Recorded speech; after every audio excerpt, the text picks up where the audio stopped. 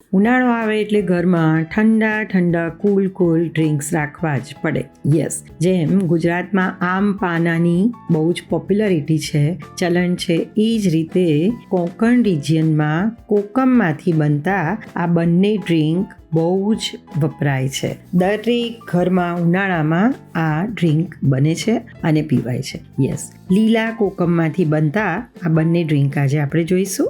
સૌથી પહેલાં કોકમને ગરમ પાણીમાં અડધો કલાક માટે પલાળી લેવાના છે. ત્યાર પછી એમાંથી 4 થી 5 નંગ જેટલા કોકમ પાણી સાથે જ મિક્સી જારમાં લઈશું. અડધો કપ જેટલું નારિયેળ એટલે કે શ્રીફળના ટુકડા કરીને લઈશું. બીટના 2 થી 3 ટુકડા લઈશું, સરસ કલર આવે એના માટે.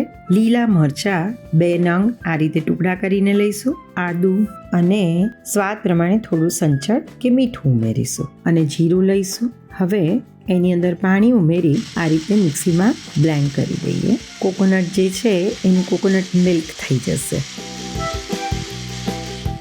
ત્યાર પછી એને આ રીતે ગાળી લેવાનું છે. મિક્સી જારમાં થોડું પાણી નાખી અને બધું જ સ્ટફ છે આ રીતે લઈ ચમચીથી પ્રેસ કરી, અથવા તો તમારી પાસે મલમલનું કપડું હોય તો જેમ દહીં નિતારીએ છીએ એ રીતે કપડાથી પણ તમે નિતારી શકો છો. સરસ રીતે નિતારી લેવાનું. અને હા, આ કૂચા ફેંકવાની જરૂર નથી. એનો ઉપયોગ તમે રોટલી ભાખરી જે કંઈ બનાવવાના હોય એ લોટ બાંધવામાં કરી શકો, હાંડવા મુઠિયામાં પણ કરી શકો છો. હવે એક ગ્લાસમાં લઈ લઈએ.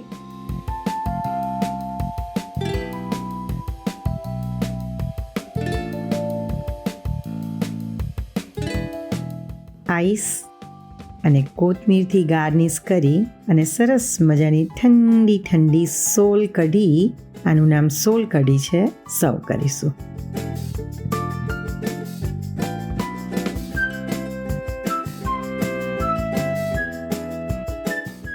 હવે જોઈશું કોકમનું શરબત. પલાળેલા કોકમને મિક્સી જારમાં લઈ આ રીતે બ્લેન્ડ કરી અને પેસ્ટ બનાવી લઈશું.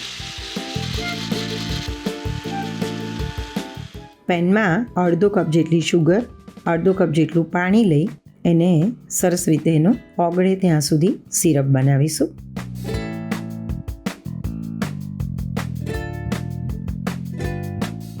હવે એની અંદર કોકમની જે પેસ્ટ હતી એ એડ કરી દઈશું. સરસ રીતે મિક્સ કરી લઈએ. એને હલાવતા રહેવાનું છે.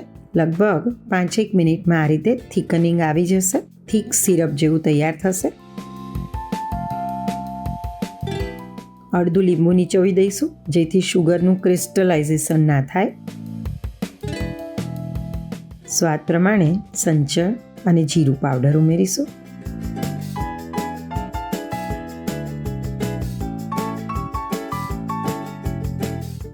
જ્યારે પણ વાપરવું હોય આ રીતે ગ્લાસમાં આઈસ મૂકી 2 થી 3 ચમચી જેટલું સિરપ અને એની પર ચિલ્ડ વોટર એડ કરી સરસ રીતે એને હલાવી, ફુદીનો હોય તો ફુદીનો મૂકી અને સર્વ કરીશું. આ સિરપને તમે ફ્રીઝમાં 15 થી 20 દિવસ માટે રાખી શકો છો. ચોક્કસ બનાવજો આ બંને રેસીપી. ઠંડા ઠંડા કુલ.